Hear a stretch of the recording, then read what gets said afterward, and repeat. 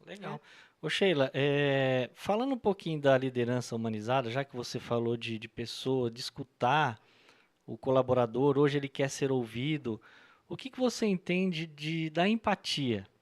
De você ter empatia pelo seu colaborador, pelo seu, enfim, o que que você me Bom, eu diz? falo que dentro de comunicação assertiva, né, trabalhando aí as competências do líder do século XXI, comunicação assertiva é uma competência essencial. E dentro dela nós falamos sobre gerar conexão, né? Porque aqui, ó, se você for ver, nós estamos entregue a esse momento presente, né? Nós estamos conectados, nós temos atenção mútua.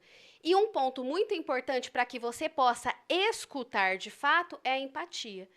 E algumas buscas, você deu uma busca agora sobre a definição de empatia. Ah, empatia é a capacidade que eu tenho de me colocar no lugar do outro.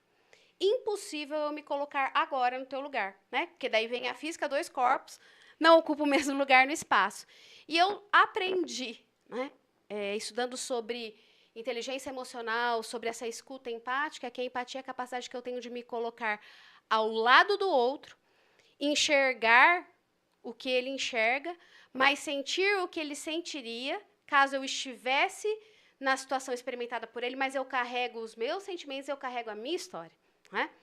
E é fundamental termos consciência sobre o que é empatia, porque eu falo que no mundo que nós estamos vivendo, o ser humano tem uma dificuldade tremenda em entender sobre empatia, porque eu sempre julgo. O que é o julgar? Eu sempre coloco a minha história, né? Por exemplo, eu sempre trago, eu venho toda enviesada, o que eu vivi, o que eu estou pensando, o que eu estou sentindo, e acabo trazendo isso para o outro. Então, para que eu consiga escutar, para que eu consiga trabalhar essa liderança humanizada, é importante eu que eu digo, né? Eu, organização, eu que estou desenvolvendo pessoas, ter a clareza do que é ser empático. Por exemplo, se a gente for parar para pensar, o que a gente fala, eu sei muito bem o que você está sentindo. Não, eu não sei o que você está sentindo. As nossas histórias são completamente diferentes, né? Fomos educados por famílias diferentes, estudamos escolas diferentes, mesmo estudando a mesma tendo a mesma graduação, mas a gente tem história diferente, né? Nós temos filhos diferentes, uma história diferente. Então, o que, que é isso? Então, eu falo que como que eu consigo escutar se eu não for empático? É muito diferente. E eu também trago uma dica, como trabalhar a empatia. Traga uma folha em branco, porque cada pessoa que passa pela sua vida, ela tem uma história. E como que a gente vai trabalhar a empatia dentro da organização? Eu falo sobre um conceito também, honrar, respeitar, entender, compreender, suspender o julgamento. Mas é uma via de mão dupla, né? Você que vem para uma organização também é muito importante, como eu falei. O que atrai é a cultura, são os valores da organização. Então, e cada vez mais as pessoas elas estão conectadas por essa era da tecnologia, elas buscam conhecer a empresa, elas buscam trazer toda essa vivência para que eu vou passar minha vida nessa organização, então eu quero saber para onde eu estou indo. E sabe o que é bacana, falando sobre esse tema da empatia e voltando lá na questão da atração, eu falo lá já desde o processo de recrutamento e seleção. Que eu vivo a experiência, não é que eu estou entrevistando alguém, eu quero conhecer sobre a pessoa. Não, tem que ser uma via de mão dupla. Quem está vindo para a organização também precisa conhecer sobre a organização, precisa conhecer os valores da organização, precisa entender sobre a cultura, né? Eu falo que é um momento aí de conhecer um namoro para que aquilo vai fazer sentido. E falar sobre empatia é o que as pessoas buscam cada vez mais. Se eu quero ser acolhida e aceita, é muito importante que você acolha a minha história e respeite a forma como eu vejo. Mas também, para quem está chegando na organização, também respeitar os valores, né, da organização, ter essa congruência com a cultura. Então, eu falo que isso é uma via de mão dupla aí. Mas não tem dúvida, eu não tenho dúvida das experiências que eu estou vivenciando no mercado e para as organizações que colocam, que valorizam as pessoas, né, o quanto que isso tem atraído as pessoas, o quanto isso tem melhorado a performance e trazendo também cada vez mais, né, pessoas comprometidas aí com esse propósito. Legal, Sheila. Outro assunto importante também da gente tratar, que a gente verifica, tem pessoas que começam uma empresa, aquele empreendedor, e muitas vezes ele se sente só em relação à sucessão. Tem dificuldade. Nós vemos aqui recentemente, né, o mestre da comunicação que faleceu nesse sábado, Silvio Santos, que montou uma grande empresa, mas assim, a dificuldade de ter um sucessor para o negócio, para ter uma pessoa que possa continuar a liderança, eu creio que ele tem a governança dele, a equipe, mas dando exemplo de como é difícil você montar, deixar um sucessor para a empresa, enfim.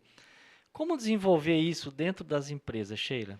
De montar uma liderança que possa continuar o negócio, que não dependa tanto do empreendedor, que o empreendedor possa tirar férias, porque assim, a grande parte das pessoas que estão nos ouvindo são pequenos empresários, pessoas que estão iniciando um novo negócio, e muitas vezes ele tem lá, a equipe é pequena, muitas vezes ele tem que, é o primeiro a entrar, o último a sair. Como desenvolver isso para que ele possa também passar uma liderança, passar o bastão para outras pessoas? Você sabe que ontem uma pessoa me fez um questionamento, uma coisa assim bem simples.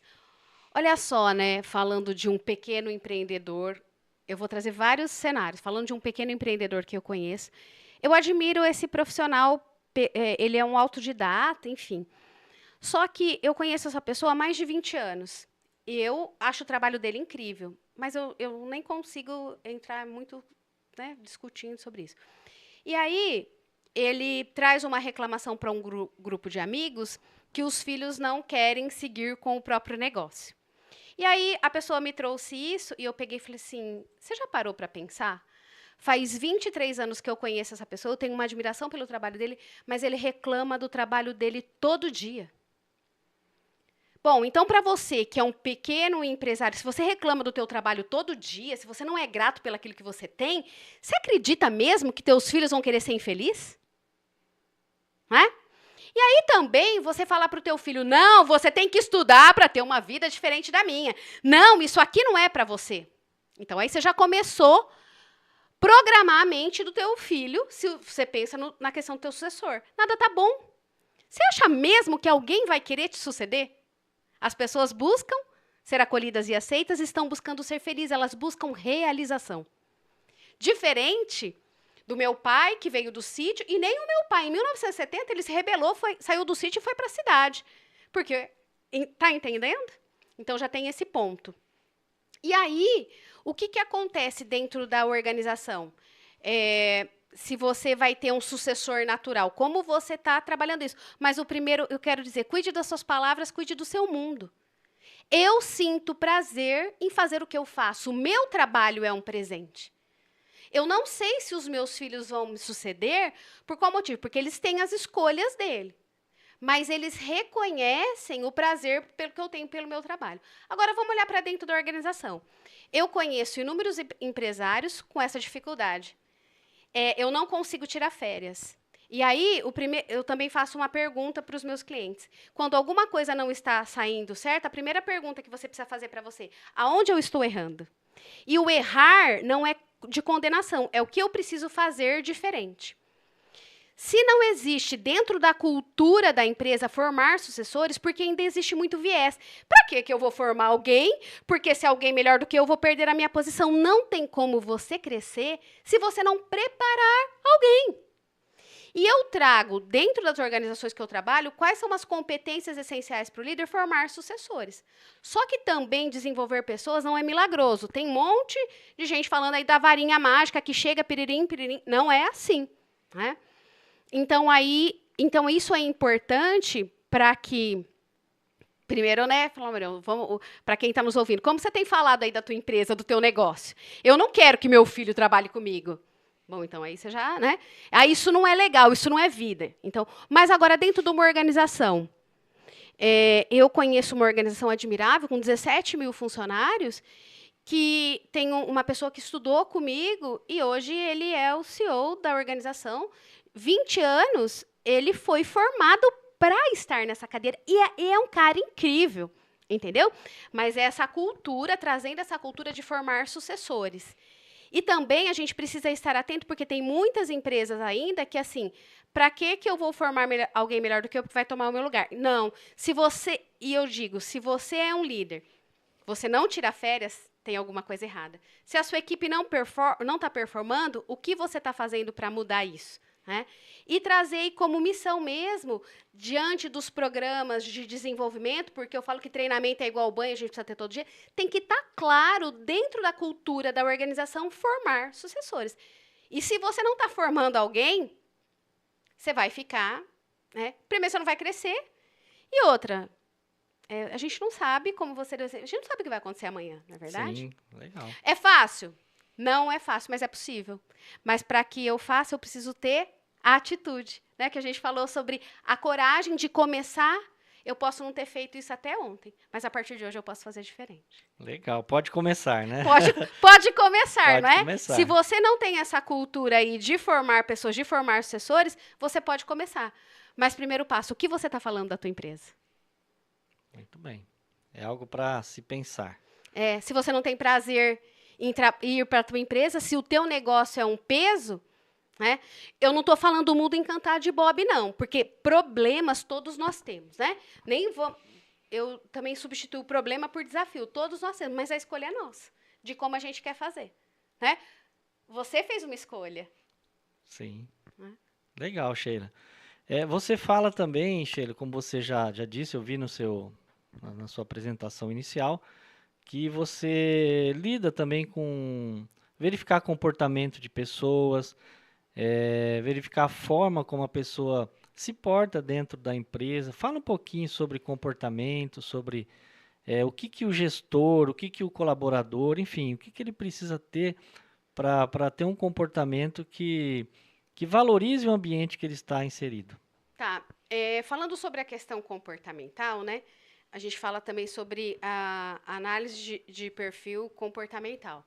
E tem um ponto bem importante que eu trago para as organizações, trabalhando em cima de uma frase que ela é bem provocativa, né? E que outro dia eu escutei de uma pessoa, para tudo. Faz 30 anos que eu até tenho essa frase na tela do meu notebook.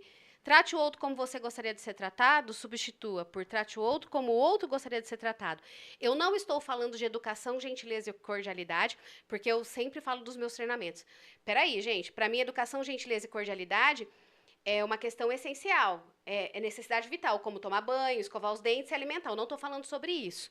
Então, quando a gente fala sobre comportamento humano, eu trago essa frase, trate o outro como você gostaria de ser tratado, substitua por trate o outro como o outro gostaria de ser tratado, onde eu percebo as diferenças de perfis comportamentais.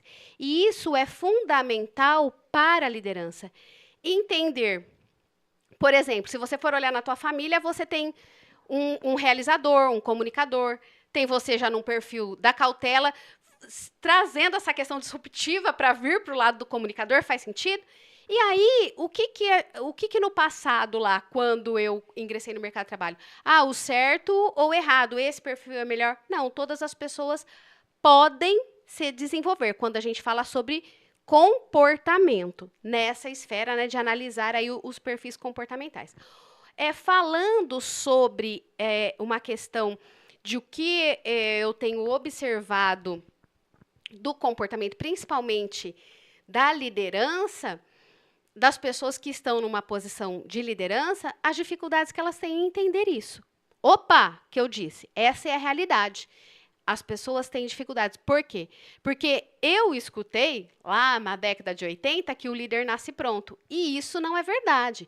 Todas as pessoas conseguem desenvolver as inúmeras competências. E hoje, o que eu tenho observado dos comportamentos das empresas, pelo menos as que eu atuo, né, é que justamente ter essa consciência de que nós precisamos desenvolver. A gente percebe, né, pessoas que muitas vezes reclamam dos resultados de hoje, mas o que ela semeou, o que ela plantou lá atrás, né? E como você disse, a importância do treinamento, a importância do desenvolvimento, a pessoa está sempre buscando se desenvolver e melhorar a sua liderança, melhorar a sua performance, e isso é muito importante, sim. Nós vamos fazer um intervalinho, tomar uma água, tá? E você que está nos assistindo pode começar, dá um joinha, compartilhe o vídeo, tá bom? Também pode se inscrever em nosso canal. E rapidinho, nós já estamos retornando.